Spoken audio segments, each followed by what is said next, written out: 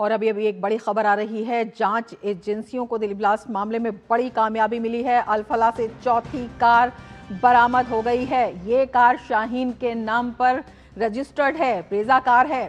तो चौथी कार जो है इस मामले में बरामद हो गई है। फरीदाबाद के अल-फलाह विश्वविद्यालय से ये ब्रेजा कार बरामद हुई है और ये शाहीन के नाम पर ये कार रजिस्टर्ड है। ये चौथी कार है। तो तमाम जो सूत्र हैं इस मामले में जुड़ते जा रहे हैं, तमाम कड़ियां जो हैं जुड़ती जा रही हैं। दिल्ली ब्लास्ट मामले की एक और बड़ी कामयाबी बताई जा रही है। चौथी कार बरामद हो गई है। फरीदाबाद के अल-फलाह यूनिवर्सिटी से ब्रेजा कार बरामद हुई है और शाहीन के नाम पर ये कार रजिस्टर्ड है। हमारे संवाददाता मुकेश शुक्ला हमारे साथ और ज्यादा जानकारी के साथ जुड़ चुके हैं। कितनी बड़ी कामयाबी मुकेश, ये जो चौथी कार मिली है?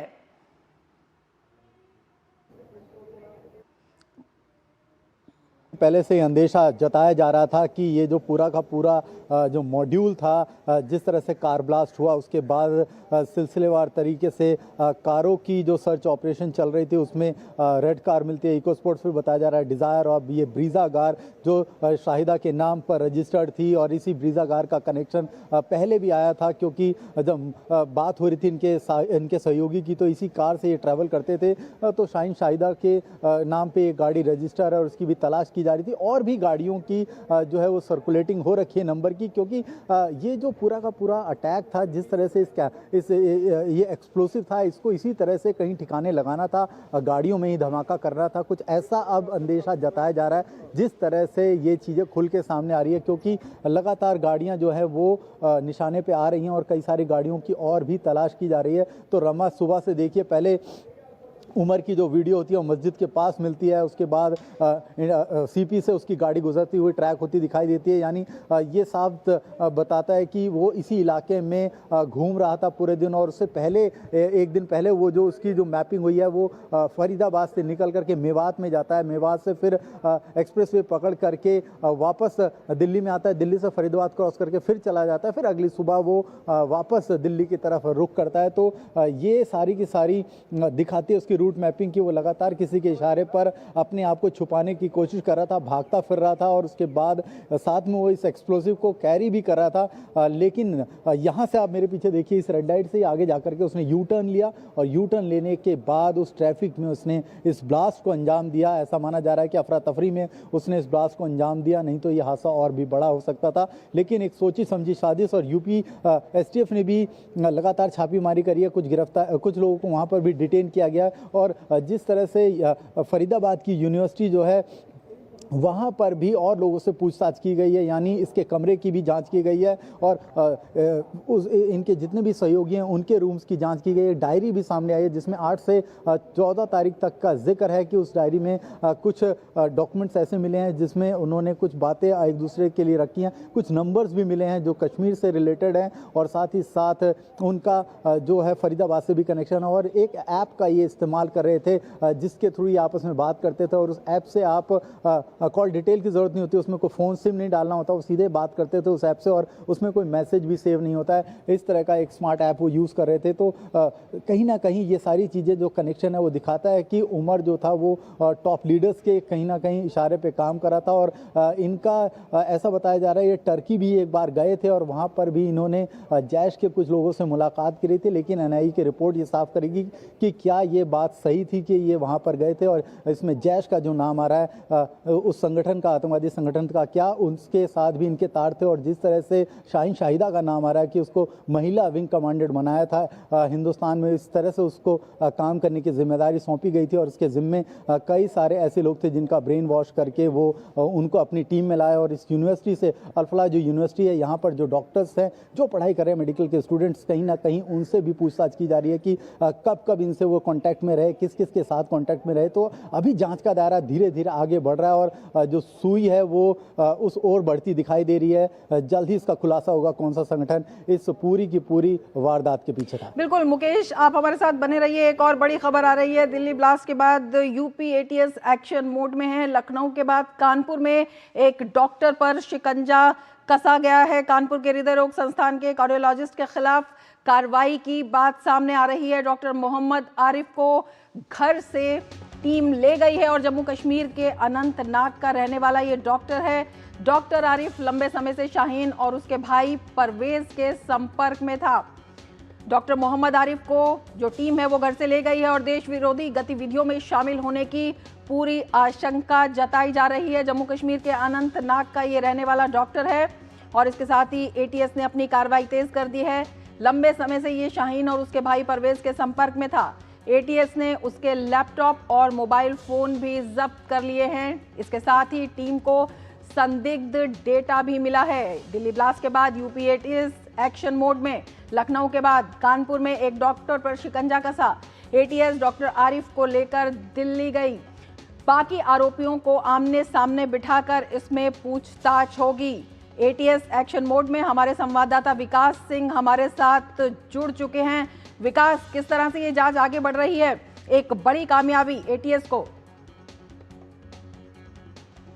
देखिए, दिल्ली में हुए धमाके के बाद वैसे तो पूरे प्रदेश में हाई अलर्ट घोषित कर दिया गया है, लेकिन लगातार अब एक्शन भी जमीन पर नजर आ रहा है। शाहीन से जुड़े हुए लोगों पर पुलिस की धरपकड़ तेज हो गई है, एटीएस की धरपकड़ तेज हो गई है। हमने देखा कि लखनऊ में 2 जगहों पर छापेमारी की गई, एक लालबाग स्थित उसके आवास पर और दूसरी जगह पर परवेज अंसारी जहां मड़ियावा थाने में रहता था उसके आवास पर छापेमारी की गई थी, जहां से उसकी कार को भी जब्त किया गया है और परवेज अंसारी को हिरासत में लेकर यहां से एटीएस गई है।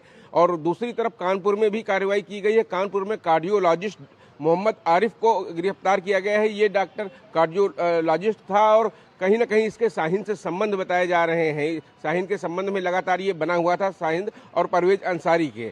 तो कुल मिलाकर इस पूरी घटनाक्रम में जो सारे मॉड्यूल जितने हैं उन सब के किस तरीके की गतिविधियां थी, माना यह जा रहा था कि इन लोगों ने मिलकर एक ईमेल आईडी बना रखी थी और इस ईमेल आईडी में जो भी मैसेज देना होता था एक दूसरे को वो सेंड नहीं किए जाते थे। उसी ईमेल आईडी के पासवर्ड सभी के पास रहते थे और वो पासवर्ड में खाली ड्राफ्ट में वो मैसेज डाला जाता था, जिसको व्यक्ति पढ़कर उसको डिलीट कर दिया करते थे। इन तमाम सारी चीज़ों निकल कर आ रही हैं और सबसे बड़ी बात कि इन लोगों को ले जाया गया है। और अब जब जम्मू कश्मीर पुलिस के साथ यूपी एटीएस की जो इन्फॉर्मेशन है वो जब शेयर की जाएंगी तो तमाम सारी चीज़ें और काफ़ी निकल कर सामने आएंगी। क्या कुछ इरादा था शाहीन के बारे में? उसके तलाकशुदा पति ने भी बताया कि वो काफ़ी ज़्यादा महत्वाकांक्षी महिला थी। इससे पहले वो कानपुर में लंबे समय तक रही थी, वहाँ पर उसने नौकरी की थी। तो उसके बाद से यहाँ पर कानपुर में भी कई जगह उसके संबंध तलाशने की कोशिश की जा रही है और राजधानी लखनऊ में भी। तो सबसे बड़ी बात यह है कि जो शाहीन का भाई परवेज था, जब सबसे पहली गिरफ्तारी आदिल की होती है और आदिल की गिरफ्तारी के बाद वो कहीं ना कहीं डर जाता है, जिसके बाद 7 नवंबर को ही वो इंटीग्रल यूनिवर्सिटी जहाँ पर वो असिस्टेंट प्रोफेसर था वहाँ पर वो इस्तीफा अपना भेज देता है। कहीं ना कहीं उसको डर था कि अब पूरे मामले का खुलासा हो जाएगा शाहीन की गिरफ्तारी के बाद। शाहीन की गिरफ्तारी खुफिया विभाग की सबसे बड़ी कामयाबी थी। इतना बड़ा विस्फोटक मिला, वहाँ पर विस्फोटक सामग्री मिली और ख़ास तौर से अगर बात करें तो जो हथियार मिले, इन सब चीज़ों से स्पष्ट होता है कि इन लोगों के इरादे काफ़ी खतरनाक थे। जो अभी सूत्रों के जानकारी मिल रही है कि कहीं ना कहीं इन लोगों की तैयारी पिछले कई महीनों से चल रही थी। आने वाले दिसंबर तक कुछ बड़ी घटनाओं को अंजाम देने की इनकी प्लानिंग चल रही थी, लेकिन वो प्लानिंग पूरी तरीके नाकाम हो गई। सुरक्षा एजेंसियों ने, यूपी एटीएस हो, गुजरात एटीएस हो, जम्मू कश्मीर पुलिस हो, इन लोगों की इस एक्शन भरी कार्रवाई से ये पूरा महकमा घबरा गया और कहीं ना कहीं शाहीन को जिस तरीके से बताया जा रहा है कि जैश की यहाँ की कमांडर थी और उसी को यह जिम्मेदारी सौंपी गई थी किस तरीके से अपने ग्रुप को सक्रिय करना है, लोगों को जोड़ना है और सारी प्लानिंग जो करनी है, प्लानिंग को कैसे जमीन पर करना है और ये घटनाओं को अंजाम देना है और साथ साथ नए लोगों को अपने साथ जोड़ने का काम शाहीन कर रही थी। आप बने रहिए हमारे साथ। इससे पहले हम इस मामले में बता दें कि कानपुर के एलपीएस इंस्टीट्यूट ऑफ कार्डियोलॉजी के विभागाध्यक्ष डॉक्टर उमेश्वर ने क्या कुछ कहा है वो आपको दिखाते हैं। डॉक्टर उमेश्वर पांडे ने क्या कहा है वो आपको दिखाएंगे। का नाम डॉक्टर आरिफ है, आमिर नहीं है। तो वो अभी 3 महीने पहले नीट सुपर स्पेशलिटी हम लोग का ऑल ओवर इंडिया कंपटीशन होती है, जिसमें कि सारे जो एमडी करने के बाद छात्र होते हैं वो एक कंपटीशन होती है, जिसके थ्रू इन्होंने यहाँ की काउंसलिंग में कानपुर कार्डियोलॉजी ऑप्ट किया और यहाँ 3 महीने पहले ज्वाइन किया। कल रात में उनसे पूछताछ के लिए उनको ले गए हैं। तो अभी पूछताछ वाली स्टेज है, अभी हम लोग को भी कुछ ज़्यादा ज्ञान नहीं है और बाकी जैसे इंक्वायरी पूरी होगी वैसे बताया जाएगा कि क्या है। और हमारे संवाददाता विकास हमारे साथ जुड़े हुए हैं। विकास, किस तरह से गहन पूछताछ अब लगातार चल रही है और जो लोग इन लोगों के संपर्क में थे, क्योंकि एक पैटर्न जो है वो डॉक्टर्स का इसमें नजर आ रहा है, तो किस तरह से इसमें जांच आगे बढ़ रही है? जी बिल्कुल रमा, सबसे बड़ी बात इस चीज़ में देखने को मिल रही है इस पूरे घटनाक्रम में कि सफ़ेद पोस्ट लोगों को, व्हाइट कॉलर लोगों को लिया गया है। ज़्यादातर लोग डॉक्टर हैं, डॉक्टरी पेशे से हैं और ये वो लोग होते हैं जिनका समाज में एक इज्जत होती है, इनको आने जाने में कहीं तकलीफ नहीं होती है, इनकी एक सामाजिक रूप से पहचान होती है और इनको कहीं भी रोका नहीं जाता है, क्योंकि डॉक्टरी पेशा ऐसा होता है। ऐसे में ये कहीं ना कहीं अगर कहा जाए इस तरीके का जो आतंक फैलाने की जो साजिश है, जो विध्वंसकारी काम किए जाने की प्लानिंग थी, उसमें इस शाहीन को ग्रुप का लीडर बनाया गया और शाहीन लोगों को जोड़ती थी और डॉक्टर मुजम्मिल के साथ मिलकर इसने कई कार्रवाई आने वाले समय में प्लान कर रखी थी, लेकिन वो सफल नहीं हो पाई। उससे पहले ही हमारी एजेंसी उन तक पहुंच गई और इतनी बड़ी विस्फोटक सामग्री को पकड़ लिया गया है। अब उससे जुड़े हुए तार, चाहे वो शाहीन का भाई हो, चाहे डॉक्टर आरिफ हो, इन लोगों से आमने सामने बैठकर जब पूछताछ की जाएगी और सारे बैकग्राउंड तलाशे जाएंगे, साथ साथ एटीएस ने वहां से इनका लैपटॉप और मोबाइल फ़ोन भी जब्त किया है। इन सारी सामग्री, उन दस्तावेजों से जब मिलान किया जाएगा तो तब आने वाले समय में जो इनके और लोग जुड़े हुए हैं, जो इनके कहीं ना कहीं छुपे हुए लोग रहते हैं, जो समाज में एकदम सामान्य से दिखते हैं, उन लोगों की धरपकड़ हो सकती है। इसके बाद ये कार्रवाई तेजी से की जा सकती है, क्योंकि ये एक विशेष वर्ग के से होते हैं, इनकी पहचान छुपा के रखते हैं, समाज से कटे कटे रहते हैं। हमने देखा था परवेज अंसारी के बारे में भी यही जानकारी निकल कर आई थी इंटीग्रल यूनिवर्सिटी से कि पहले तो वो पैंट शर्ट पहन के रहता था, लेकिन पिछले 3 सालों से जब तक शाहीन ने जब उसका ब्रेन वॉश किया उसकी बहन ने, उसके बाद से वो लंबी लंबी दाढ़ी रखाने लगा, कुर्ता पजामा और टोपी पहन कर रहने लगा और एकांत में ही रहता था। वो ज़्यादातर वो ओपीडी भी नहीं देखता था। तो वो इस तरीके से ये लोग रहते हैं। इनकी जो प्लानिंग करते हैं, इनके ग्रुप के मुखिया इनको एक टास्क देते हैं और इसको पूरा करने में ये लोग लग जाते हैं। तो ये बड़ी बात थी कि सुरक्षा एजेंसियों की सतर्कता से इन लोगों तक अब पुलिस पहुंच गई है। इससे पहले भी गुजरात एटीएस ने जब आज़ाद को गिरफ्तार किया था, जो शामली का रहने वाला है, इन सब लोगों की जब एक साथ पूछताछ होगी और सारी बातें निकल कर सामने आएंगी, यूपी एटीएस हो या जम्मू कश्मीर पुलिस हो, फरीदाबाद पुलिस हो या एनआईए हो, इन सब की जब साझा जानकारी के बाद तमाम सारी चीज़ें निकल कर आएंगी और इनसे जुड़े तमाम सारे मॉड्यूल्स का और खुलासा होगा और उन लोगों को धरपकड़ की जाएगी। इस पूरे सिस्टम को खत्म किया जाएगा। जी बिल्कुल विकास, आप हमारे साथ जुड़े रहिए। हम अपने दर्शकों को बता देते हैं, दिल्ली में हुए कार ब्लास्ट के बाद जम्मू कश्मीर में आतंकवाद के खिलाफ कुलगाम और शोपिया जैसे इलाकों में तलाशी अभियान चलाया गया। इस कार्रवाई का उद्देश्य पाकिस्तान से सक्रिय जम्मू कश्मीर के मूल निवासियों के रिश्तेदारों की संदिग्ध गतिविधियों का पता लगाना, संदिग्ध व्यक्तियों के बारे में जानकारी जुटाना और संवेदनशील क्षेत्रों में सुरक्षा कड़ी करना है। कुलगाम में प्रतिबंधित संगठन जमाते इस्लामी के खिलाफ भी एक्शन हुआ है। इस बड़ी कार्रवाई में कुलगाम पुलिस ने जिले भर से 200 से अधिक जेईआई ठिकानों पर छापे मारे हैं। वहीं पुलिस ने शोपियां जिले में जमाते इस्लामी के सदस्यों और ओवरग्राउंड वर्कर समेत संदिग्ध राष्ट्र विरोधी तत्वों को निशाना बनाकर व्यापक तलाशी अभियान शुरू किया है। पुलिस ने कहा है इस अभियान का उद्देश्य क्षेत्र में विध्वंसक गतिविधियों पर अंकुश लगाना है। हमारे संवाददाता मुकेश शुक्ला हमारे साथ जुड़े हुए हैं। हमारे संवाददाता विकास सिंह लखनऊ से हमारे साथ जुड़े हुए हैं और जावेद भी हमारे साथ अनंतनाग से जुड़े हुए हैं। दिवांशु भी हमारे साथ दिल्ली से जुड़े हुए हैं। जावेद, किस तरह से छापेमारी का पूरा अभियान चल रहा है और किस तरह से वहां पर लगातार पुलिस का तलाशी अभियान जारी है? कौन कौन से इलाके हैं? बिल्कुल, अगर हम आज की बात करें, आज के डेट में 13 जगहों पर सीआईके ने जो रेड्स किए हैं, और ये रेड्स कहां पे होती है? जो जैश मोहम्मद के जो OGWs होते हैं, जमात इस्लामी के जो कार्यकर्ता होते हैं, या उन लोगों के खिलाफ ये कार्रवाई होती है, वहां पे ये रेड्स होती हैं जो किसी न किसी तरह से कहीं ना कहीं इन्वॉल्वमेंट उनकी होती है, चाहे OWGs हो या कोई और तरह से उनकी कार्रवाई, उनकी इन्वॉल्वमेंट ऐसे केस में होती है, तो वहां पे सीआईके की रेड्स होती हैं। अब अगर हम रेलवे स्टेशन की बात करेंगे, बस स्टैंड की बात करेंगे, होटल्स की बात करेंगे, जगह जगह पे जो है पुलिस जा रही है, सीआईके के लोग जा रहे हैं, देख रहे हैं कि कोई ऐसा व्यक्ति वहां पे तो नहीं है जिसके तार इस एपिसोड से कहीं ना कहीं लगे हुए हैं। और अनंतनाग से जब डॉक्टर आरिफ जो अनंतनाग का है, उसको गिरफ्तार करना इसी की एक उपलब्धि है कि कहां से कहां ये तार जुड़ा हुआ है। डॉक्टर्स की एक टीम, जैसा कि अभी आपने कहा कि लगे हुए हैं, किस तरह जो एक षड्यंत्र हुआ, और जो आज सुबह ही जो जो पता चला हमें डीएनए रिपोर्ट जो आई कि उमर जो है वो इसमें अच्छी तरह से वाबस्ता है, इसमें वो इन्वॉल्व है इस सुसाइड में। तो कहीं ना कहीं जो सीआईके और पुलिस जो है जगह जगह ये लोग जा रहे हैं और रेड्स कर रहे हैं, रेलवे स्टेशन पे, बस स्टैंड पे, और जो सिम प्रोवाइडर्स है उनको कहा जाता है कि आप पूरी डिटेल्स रखें, और जो होटलियर्स है उनको कहा जाता है कि आप पूरी डिटेल्स रखें, जो भी आपके होटल में आए। दुकानदारों से पूछताछ की जा रही है और जगह जगह पे। और एक और बात यहाँ पे आपको मैं आपके सामने साझा करूं कि जो कश्मीरी लोग हैं वो इसके खिलाफ हैं, वो इसको कंडेम करते हैं। जगह जगह पे कैंडल जो है मार्च हो रहा है, चाहे श्रीनगर की बात करें, बड़गाम की बात करें या फिर और जगहों की बात करें, लोग इसको कंडेम कर रहे हैं। और अभी पूरी तरह से कोई पुलिस की तरफ से कोई प्रेस नोट नहीं आया है कि कौन कौन इन्वॉल्व है और क्या क्या कहां कहां पे कुछ हुआ है, लेकिन ये अभी संदेह है कि बहुत सारे लोग इस नेटवर्क में शामिल हो सकते हैं। डॉक्टर्स की एक लंबी चौड़ी फहरिस्त हमारे सामने आई है। अनंतनाग से एक डॉक्टर जो है डॉक्टर आरिफ, जिनको आज गिरफ्तार किया गया, उनकी भी इन्वॉल्वमेंट इसमें नजर आ रही है।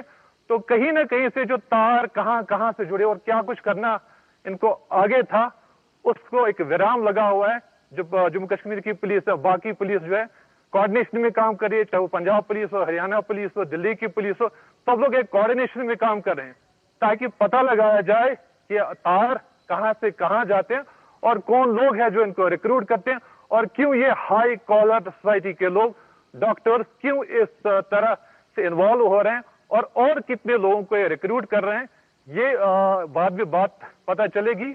अभी ये जो हमारे पास इंफॉर्मेशन है कि आज सुबह से ही जो है 13 जगहों पे सीआईके की जो है रेड्स हुई हैं, और ये रेड्स इसके मैंने बताया कि जो जमात इस्लामी के कार्यकर्ता है उनके घरों पे हो रही है, जैश मोहम्मद के जो ऑडियो ऑब्जर्व वर्कर्स है उनके घरों पे हो रही है, और जगह जगह पे नाके लगाए गए हैं पुलिस की तरफ से, रेलवे पुलिस की तरफ से, या फिर जितनी भी एजेंसीज है वो जगह जगह पे नाके लगा रही है और कोशिश की जा रही है एक कलेक्टिव एफर्ट, चाहे पुलिस हो या बाकी एजेंसीज हो, एक कलेक्टिव एफर्ट के तहत कोशिश ये की जा रही है कि सही आदमी को पकड़ा जाए, इस नेटवर्क को जो है कोलैप्स किया जाए ताकि सही आदमी तक पहुंचा जाए और कल्प्रिट को सामने लाया जाए।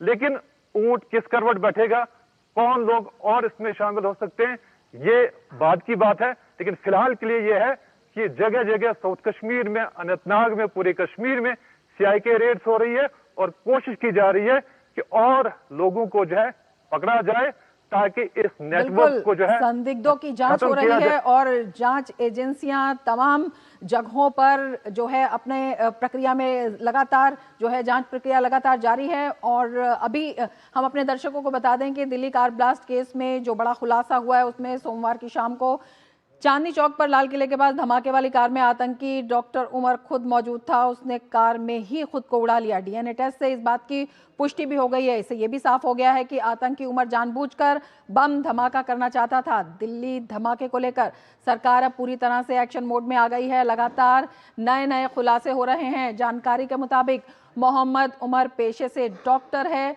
जो जम्मू कश्मीर के पुलवामा जिले का रहने वाला है। जांच एजेंसियों को शुरू से ही शक था कि हमलावर डॉक्टर उमर ही था, जिसने विस्फोट से ठीक 11 दिन पहले हमले में इस्तेमाल की गई सफेद Hyundai i20 कार खरीदी थी। वो फरीदाबाद के व्हाइट कॉलर टेरर मॉड्यूल का प्रमुख सदस्य था और फरार चल रहा था। पुलवामा के संबूरा निवासी उमर के परिजनों से दिल्ली पुलिस की स्पेशल सेल ने पूछताछ की। उमर की मां और भाई ने डीएनए सैंपल दिए थे, जो ब्लास्ट में इस्तेमाल कार के मलबे से मिले अवशेषों से मैच कर गया। इससे स्पष्ट हो गया है कि उमर ही कार चला रहा था। दिल्ली में हुए ब्लास्ट में इसी की कार का इस्तेमाल किया गया। उमर पर फरीदाबाद टेरर मॉड्यूल से जुड़े होने का शक भी है। धमाके वाले दिन शाम को 6:30 पर यह कार लाल किला पार्किंग से बाहर निकली और लाल किले की तरफ आगे बढ़ी और करीब 24 मिनट बाद यानी 6:52 पर रेड लाइट के पास चलती कार में धमाका हुआ। धमाके के अब तक कई सीसीटीवी वीडियो भी सामने आ चुके हैं। तो तमाम पहलुओं से इस पर जांच की जा रही है और जांच एजेंसियां संयुक्त रूप से काम कर रही हैं। हमारे संवाददाता दिवांशु भी हमारे साथ दिल्ली से जुड़े हुए हैं। दिवांशु, जिस तरह से अब तमाम एजेंसियां मिलकर इसमें काम कर रही हैं और लगातार जो बड़े बड़े खुलासे हो रहे हैं और जो अनुमान पहले लगाए जा रहे थे उनकी पुष्टि भी हो रही है, उसको देखते हुए जो जांच है वो किस दिशा में आगे बढ़ रही है? किस तरह से जो तमाम संदिग्ध हैं उनके डेटा मैच किए जा रहे हैं, क्योंकि जो लोग पकड़े गए हैं उनके पास से बहुत सारा संदिग्ध डेटा भी मिला है। किस तरह के संपर्क हो सकते हैं, क्या कुछ बताया जा रहा है इस बारे में?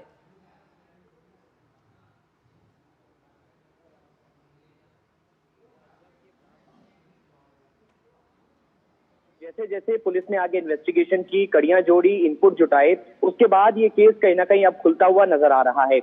डीएनए जिस तरीके से मैच हुआ है, जो कार में शख्स था वो उमर ही था, ये साफ हो गया है।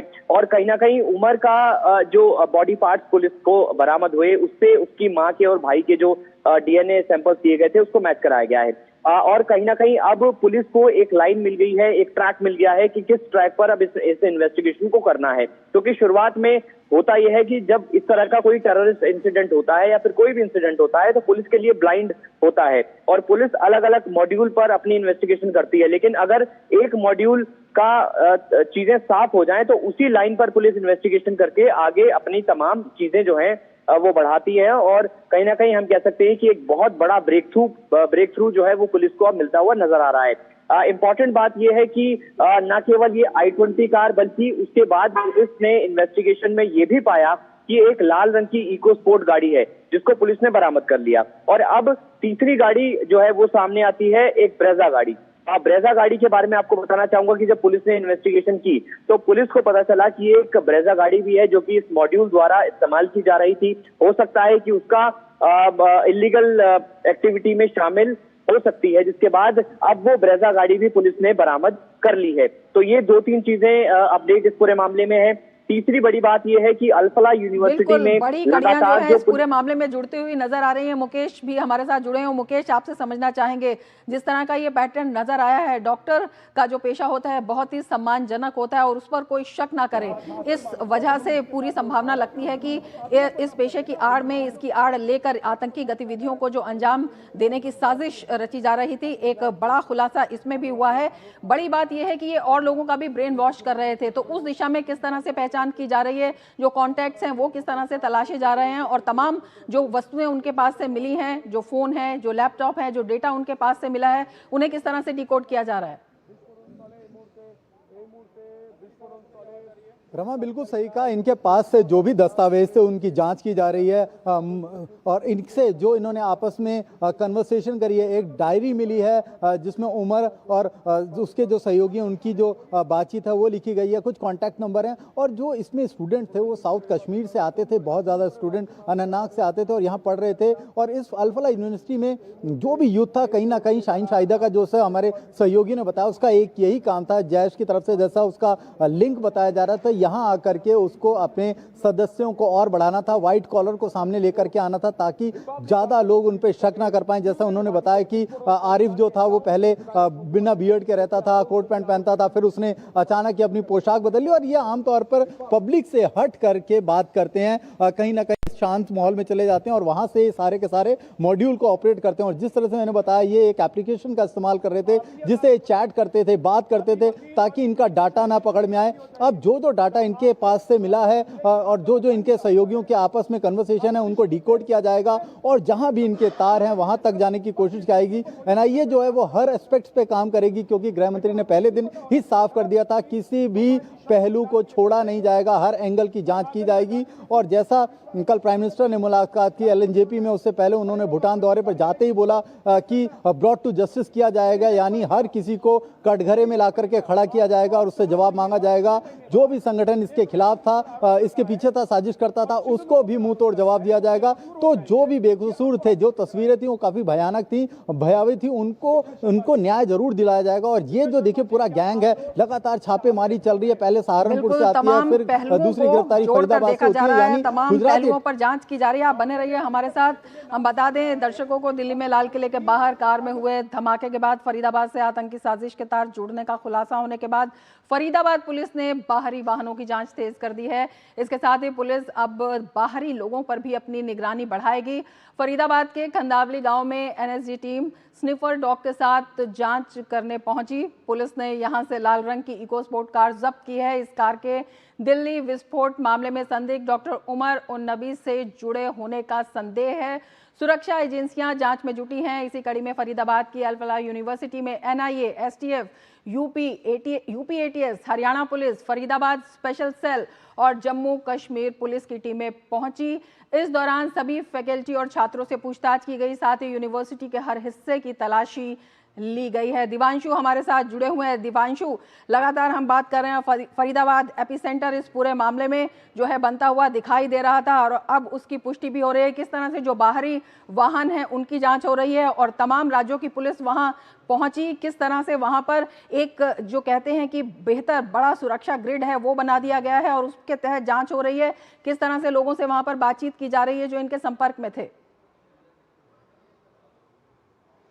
देखिए, बिल्कुल आपने ठीक कहा कि जो अल फलाह यूनिवर्सिटी है एक कहीं ना कहीं एपिक सेंटर के तौर पर जो है वो सामने आया है और यही वजह है कि न केवल NIA, Faridabad police, Jammu Kashmir police, Delhi police की स्पेशल सेल वहां पहुंची है और वहां पर अलग अलग जो लोग हैं उनसे पूछताछ की जा रही है, चाहे वो स्टूडेंट्स हो, चाहे वो प्रोफेसर हो या फिर कॉलेज मैनेजमेंट के लोग हों। और अब तक जो हमारे पुलिस के सोर्सेज हैं वो ये बता रहे हैं कि 60 से 70 लोगों से अब तक पूछताछ हो चुकी है। कुछ लोगों को पुलिस ने हिरासत में भी लिया है जिनके ऊपर ज्यादा शक है। इसके अलावा एक इंपॉर्टेंट जानकारी मैं आपको और देना चाहूंगा कि जो ब्रेजा गाड़ी का जिक्र हो रहा था वो ब्रेजा गाड़ी तो पुलिस ने बरामद कर ली है, लेकिन इसके अलावा वो इको स्पोर्ट गाड़ी जो कि लाल रंग की है उसको किसने वहां पर पार्क किया था एक गांव में, उसके से जुड़ा भी एक शख्स को पुलिस ने जो है वो हिरासत में लिया है। फहीम उसका नाम बताया जा रहा है और कहीं ना कहीं अब फहीम से पूछताछ की जा रही है और फहीम कहीं ना कहीं पुलिस को उमर का लॉजिस्टिक प्रोवाइडर लग रहा है। हालांकि पुलिस अभी तक इस पर कुछ भी कहने से बच रही है, कोई ऑफिशियल स्टेटमेंट इस पर सामने नहीं आया है कि फहीम को पुलिस ने अरेस्ट किया है या नहीं किया, लेकिन इतना जरूर है कि फहीम जो है एक लॉजिस्टिक प्रोवाइडर के तौर पर उसको देखा जा रहा है। इसके अलावा कहीं ना कहीं अब जो अल फलाह यूनिवर्सिटी है उसकी एस्टेब्लिशमेंट पर भी सवाल खड़े हो रहे हैं। जो अल फलाह यूनिवर्सिटी की वेबसाइट है वहां पर उन्होंने कुछ फर्जी कागजात जो हैं वो दिखाए हुए हैं, ये बात भी अभी सामने आ रही है और कहीं ना कहीं अंडर द क्या नई जानकारी आपके पास है इस वक्त? बिल्कुल रमा, आप देखिए मेरे ठीक पीछे ये तस्वीरें, यहाँ पर एक बार फिर से दिल्ली पुलिस की टीम जो है वो पहुंच चुकी है अपने सीनियर्स के साथ और देखिए इनके सबके हाथ में ब्लैक पन्नी है और सबने हाथ में ग्लव्स पहन रखे, यानी एक बार फिर से ये यहाँ पर जांच करने आई इन गाड़ियों की जो गाड़ियाँ उस दिन धमाके के वक्त यहाँ पर मौजूद थी। अभी भी ये गाड़ियाँ यहीं हैं और इस वाइट जो पूरा का पूरा कपड़े से ढका हुआ है इसके पीछे वो बस है, गाड़ी है, यानी एक बार फिर से जाँच तेज करती हुई यानी कुछ और खंगालने की कोशिश की जा रही है। एनआईए की टीम भी अभी थोड़ी देर पहले यहाँ आई थी तो इनको इसके लिए पहले से ही सूचना मिल गई थी कि कुछ और पार्टिकल्स यहाँ मिल सकते हैं इस बॉम्ब से जुड़े हुए, तो उन पे तलाश की जाए। मैं अपने कैमरामैन मोंटी से कहूँगा इसको क्लोज करके दिखाएं कि क्या ये यहाँ पर ढूंढने के लिए आए हैं। ये देखिए, यही है कि लगातार अभी तक इस स्पॉट को खाली नहीं किया गया है। 10 तारीख से लेकर के और 13 तारीख हो गई, अभी आगे कितने दिन और यहाँ पर जाँच चलेगी क्योंकि कुछ कुछ करके यहाँ मिल रहा है। तीसरे दिन भी कुछ बॉडी पार्ट्स भी देखने को मिले जो उस समय डिस्ट्रॉय हुए थे और ये ऐसा कहा जा रहा है कि वो जो पार्ट था कहीं उमर का ही तो नहीं है, उसकी शर्ट और उस बॉडी पार्ट पे लिपटी हुई शर्ट जो थी उसका रंग था एक था। ये देखिए, ये पुलिस अधिकारी जो है वो दोबारा जा करके एक एक चीज को फिर से तलाश करने की कोशिश कर रहे हैं, यानी कोई और भी यहाँ पर सबूत जो है इनको इंफॉर्मेशन मिली होगी कि इसको ढूंढना है, इसमें इनको बताया गया होगा कि इस तरह की कोई चीज हो सकती है क्योंकि अभी भी तीसरे दिन तक भी काफी चीजें मिली। मैं बाजार के अंदर भी गया था, बाजार अमूमन पीछे की तरफ थोड़ा खुला हुआ है लेकिन इधर अभी भी बंद है। उन्होंने बताया कि यहाँ पर पुलिस और जो अन्य एजेंसियां वो लगातार काम कर रही हैं और बार बार जैसे गाड़ियों की बात हो रही है क्योंकि ये पूरा मॉड्यूल जो था एक गाड़ियों से कहीं ना कहीं कनेक्ट होता दिखाई दे रहा है। 3 से 4 गाड़ियां अभी तक बरामद हो चुकी हैं। इन गाड़ियों में भी क्या कोई ऐसी संदिग्ध गाड़ी थी? वहां देखिए वो पिंक कलर की टी शर्ट वाला व्यक्ति गाड़ी की तलाश कर रहा है, यानी गाड़ियों से भी जांच की जा रही है लगातार, ये गाड़ी किसके नाम पे है, कौन यहाँ खड़ी करके गया था और जिस पार्किंग से इस गाड़ी को उमर ने निकाला था उसकी भी जांच की जा रही है। देखिए आप साफ तस्वीरें एक्सक्लूसिव देख सकते हैं हमारे इसी चैनल पर। और ये देखिए ये इनके हाथ में ब्लैक कलर की पन्नी है, एविडेंस यहाँ से जुटाने की कोशिश की जा रही है। आरपीएफ भी इनके साथ यहाँ मौजूद है।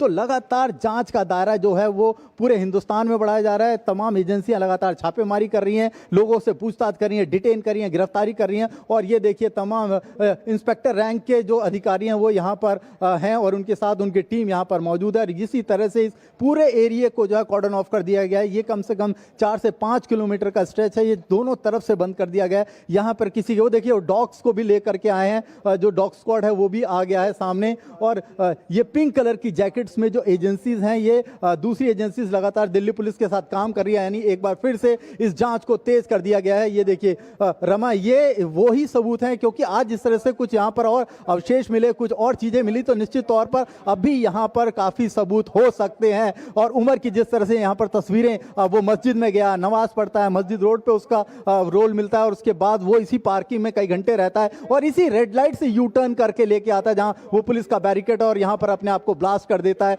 तो ये जो तमाम चीजें हैं ये दिखा रही हैं कि अभी भी कुछ ना कुछ सबूत है यहाँ पर। एजेंसी उसको ढूंढने की कोशिश कर रही है। देखिए सबके हाथ में ब्लैक कलर की पॉलिथीन है और वो देखिए वो डॉग स्क्वाड जो है वो स्पेशली जो है तमाम गाड़ियों को दिखा रहा है। और उसके लेफ्ट साइड में आप देखेंगे वो तमाम मार्केट जो है बंद है। अभी मैं थोड़ी देर पहले उस मार्केट की तरफ से हो करके आया था और वहां पर मैंने देखा कि लोग इक्का दुक्का ही घूम रहे थे, यानी पुलिस वहां पर भी तलाश कर रही थी। ये ब्लैक कलर की पॉलिथीन ये हाथ में ले करके आगे की तलाश बढ़ा रही है। और गाड़ियों पर जैसे जो सारा का सारा पहले अल्फला यूनिवर्सिटी पर केंद्र होता है सारा का सारा मॉड्यूल, और उसके बाद गाड़ियां जिस तरह से एक एक करके सामने आ रही हैं। क्या और भी गाड़ियां इन्होंने खरीदी? जिस तरह से कल अमित को गिरफ्तार किया गया था, डीलर को, उसने बताया कि वो गाड़ी जरूर खरीदी गई थी लेकिन उस समय उम्र नहीं था, कोई और उस गाड़ी को लेकर के गया था। तो क्या और भी गाड़ियां ऐसे खरीद करके रखी गई हैं? ये देखिए ब्लैक कलर की ये जो पॉलिथीन है ये ले करके, यही वो जैन मंदिर है जहां पर इस गाड़ी के अवशेष मिले थे। इस मंदिर को कल साफ किया गया लेकिन अभी भी देखिए मंदिर के आसपास भी जा करके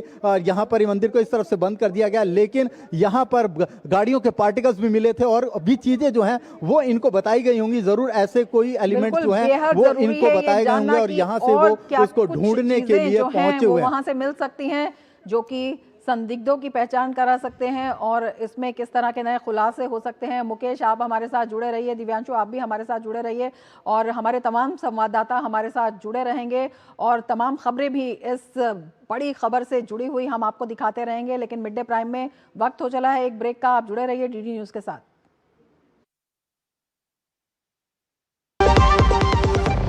क्या आपको है आकर्षक बचत विकल्पों की तलाश? LIC प्रस्तुत करता है नवजीवन श्री सिंगल प्रीमियम प्लान। एक मुश्त प्रीमियम राशि जमा करें, जीवन बीमा कवर का आनंद उठाएं, परिपक्वता पर गारंटीकृत निश्चित राशि प्राप्त करें। तरलता विकल्प भी उपलब्ध। अभी खरीदें। मौजूदा पॉलिसी धारकों के लिए आकर्षक छूट, नियम और शर्तें लागू। कौन है जो जोड़े देश को? विकसित भारत का विकसित भारत।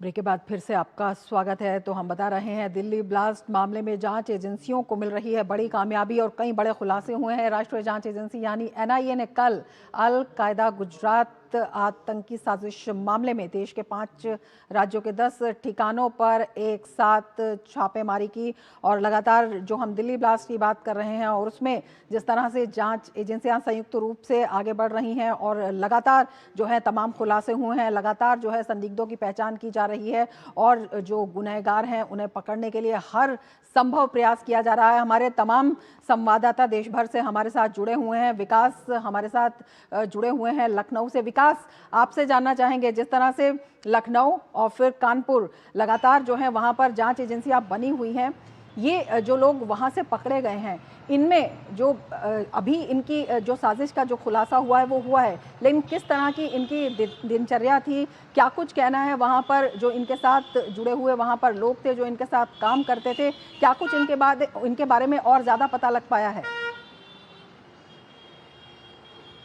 देखिए लखनऊ से जो पकड़े गए परवेज अंसारी की बात अगर करें, चूंकि वो शाहीन का भाई है, परवेज हाई स्कूल से लेकर MBBS तक फर्स्ट डिवीज़न नंबर पाया है, लेकिन उसके बाद उसकी बहन ने जब उसका ब्रेन वॉश किया तो उसके बाद से उसकी दिनचर्या में बदलाव आया। जब इंटीग्रल यूनिवर्सिटी में शुरुआत में वो प्रैक्टिस करता था वहाँ पर, तो वो पैंट शर्ट में रहता था, साधारण रूप रहता था उसका, लेकिन उसके बाद पिछले 2.5 सालों से उसका रूप तक बदल गया। वो सर पे टोपी, कुर्ता पैजामा और लंबी दाढ़ी रखाने लगा, और इसके साथ साथ वो लोगों के साथ नहीं रहता था, समूह में नहीं रहता था, वो अकेले ही रहता था।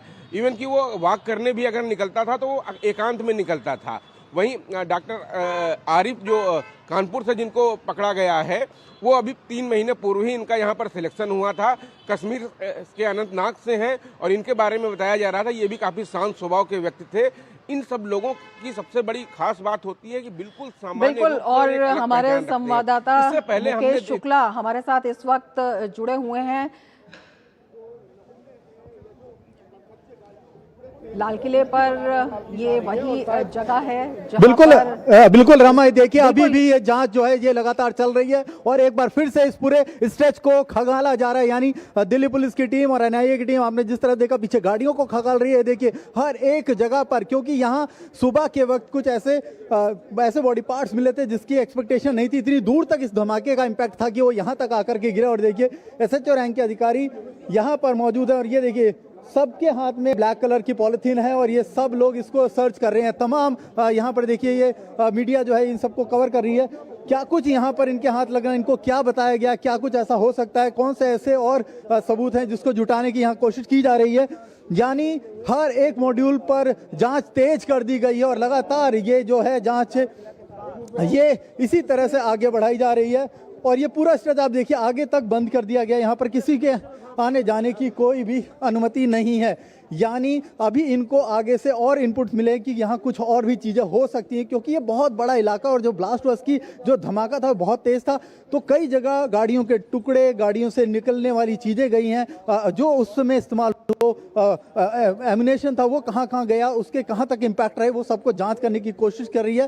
तो ये एक लगातार एक बड़ा सर्च ऑपरेशन आज तीसरे दिन भी देखने को मिल रहा है। ये देखिए ये दिल्ली पुलिस की जो टीम है ये स्पेशली यहाँ पर पहुंची है फिर से एक बार इस जांच को तेज करने के लिए। और इनके हाथ क्या कुछ लगता है ये तो देखने वाली बात होगी, लेकिन जिस तरह से तमाम मॉड्यूल्स पर बात की जा रही है, अमोनियम नाइट्रेट्स पर बात की जा रही है, क्या उसके साथ कोई और भी एक्सप्लोसिव इस्तेमाल किया गया था उस दिन उस धमाके में, जिस तरह से कश्मीर से मांगा गया है दिल्ली पुलिस ने कि भाई FSL ने कि आप उसको भेजिए और कुछ ही देर में या कहें कि कुछ देर बाद या आज शाम तक FSL की भी प्रिलिमिनरी रिपोर्ट देखने को आपको मिलेगी कि वहां पर क्या कुछ। देखिए दुकानें भी रमा, सारी दुकानें जो है फ्रंट की जैसा हम बता रहे थे बंद किया हुआ है एहतियातन के तौर पे, क्योंकि किसी भी तरह की कोई भी इन्वेस्टिगेशन बाधित ना हो, उस पर किसी तरह की कोई उंगली ना उठे, इस पर भी काम किया जा रहा है। यानी ये धमाका इतना इम्पैक्टफुल था कि इसकी जो गूंज थी वो काफ़ी दूर तक सुनाई दी थी। और ये देखिए हर एक जगह पर जो है वो सर्च ऑपरेशन चल रहा है। इसी तरह से